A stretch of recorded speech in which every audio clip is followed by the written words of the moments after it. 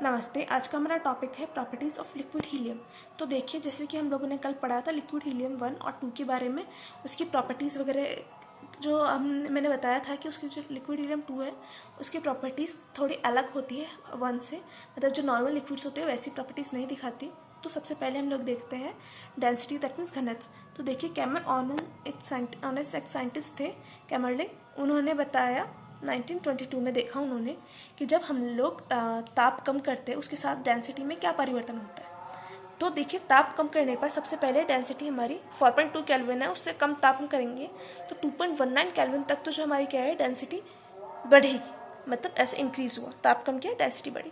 लेकिन वहाँ पर अधिकतम पहुँच के उसके बाद में डेंसिटी क्या होती है हमारी कम होने लग जाती है। मतलब ताप कम करने के साथ साथ डेंसिटी भी डिक्रीज होती है। तो हमारा कर्व कुछ इस तरीके का बनता है डेंसिटी और टाइम के बीच में, टेम्परेचर के बीच में, सॉरी। दैट मीन्स हम लोग देख सकते हैं लिक्विड हीलियम 2 में हमारे साथ क्या हो रहा है, ताप घटाने पर डेंसिटी भी कम हो रही है। दैट मीन्स वॉल्यूम हमारा जो है वो इंक्रीज हो रहा है। दैट मीन्स कि जो लिक्विड हीलियम 2 है उसमें ताप घटाने पर आयतन एक्सपेंड होता है, वो मतलब वो प्रसार होता है। तो देखिए, ये वाली जो प्रॉपर्टी हमारी वो थोड़ी डिफरेंट है। ऐसा होना नहीं चाहिए लेकिन ऐसा होता है। वैसे ही और भी प्रॉपर्टीज़ है। दूसरी प्रॉपर्टी है हमारी स्पेसिफिक हीट, दैट मीन्स विशिष्ट ऊष्मा। तो देखिए, विशिष्ट ऊष्मा जो होती है हमारी, उसको हम लोग नापने के लिए हम लोगों ने क्या किया, 4.2 केल्विन से नीचे ताप को कहा, उस टाइम पर हम लोगों ने विशिष्ट ऊष्मा नापी। तो 2.3 केल्विन तक तो विशिष्ट ऊष्मा ऑलमोस्ट कांस्टेंट रही हमारी। उसके बाद में 2.19 केल्विन पर वो अचानक से एबनॉर्मली इंक्रीज हुई और उसके बाद में ताप घटाने पर, टेम्परेचर डिक्रीज करने पर वो कम होती गई। तो हमारा जो कर्व होता है स्पेसिफिक हीट और टेम्परेचर के बीच में कुछ इस तरीके का बनता है। तो देखिए, इधर है लिक्विड हीलियम 1, इधर है लिक्विड हीलियम 2, राइट। तो देखिए, ये वाला जो हमारा कर्व है ये कुछ इस तरीके का दिख रहा है। 2.19 केल्विन पे अचानक से इंक्रीज हुई, उसके बाद वो डिक्रीज हुई।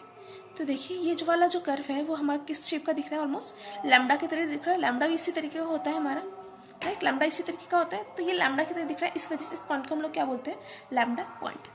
अब थर्ड प्रॉपर्टी है हमारी विस्कोसिटी, मतलब श्यानता। तो देखिए, हम लोग श्यानता क्या होती है हमारी, सबसे पहले आप ये देखिए, श्यानता हमारी क्या होती है, कोई भी लिक्विड है हमारा उसको रोकने की क्षमता। विस्कोसिटी क्या होती है कि कोई भी लिक्विड है उसको फ्लो होने नहीं देता।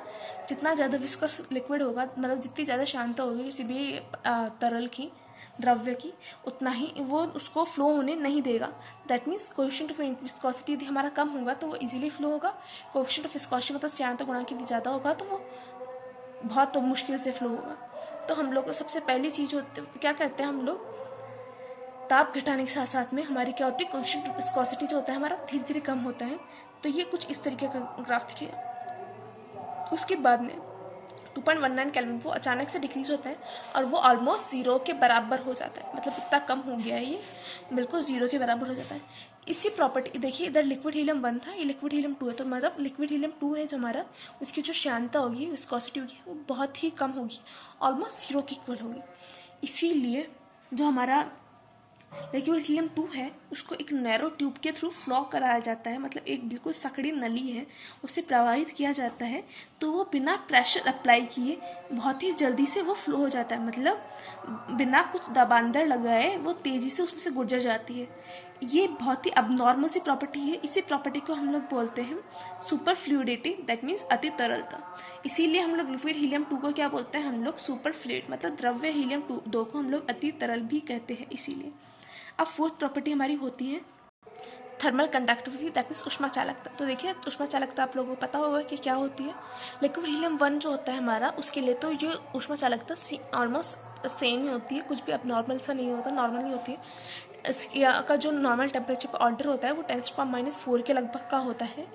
लेकिन जब हम लिक्विड हीलियम 2 की बात करते हैं तो उसकी जो ऊष्मा चालकता होती है, मतलब थर्मल कंडक्टिविटी होती है, वो बहुत ही ज़्यादा होती है। लिक्विड हीलियम 1 के कंपैरिजन में वो 13.5 × 10⁶ टाइम्स ज़्यादा होती है। और यदि हम लोग कॉपर, दैट मीन्स तांबे से करें कंपेयर, तो तांबे से भी वो 800 गुना ज़्यादा उसकी थर्मल कंडक्टिविटी होती है। जो थर्मल कंडक्टिविटी लिक्विड हीलियम 2 की होती है वो होती है 820 कैलोरी पर सेंटीमीटर सेकेंड केल्विन। तो देखिए दैट मीन्स कि इसकी जो ऊष्मा चालकता होती है हमारी वो बहुत ही ज़्यादा होती है। तो ये 4 तो हम लोगों ने आज प्रॉपर्टीज़ पढ़ ली। उसके बाद में हमारी 2 प्रॉपर्टीज़ होती है, फॉर्मेशन रॉयलेट फिल्म का निर्माण, और फिफ्थ एक और होती है हमारी फाउंटेन इफेक्ट। ये दोनों हम लोग कल पढ़ेंगे। आज के लिए इतना ही, थैंक यू। आज का टॉपिक असाइनमेंट है आपका, write abnormal properties of liquid helium 2 and what do you mean by superfluid. इस तरह से हम लोग क्या समझते हैं, और जो लिक्विड हीलियम 2 है उसकी आपको अब नॉर्मल प्रॉपर्टीज लिखनी। आज के लिए इतना ही, थैंक यू।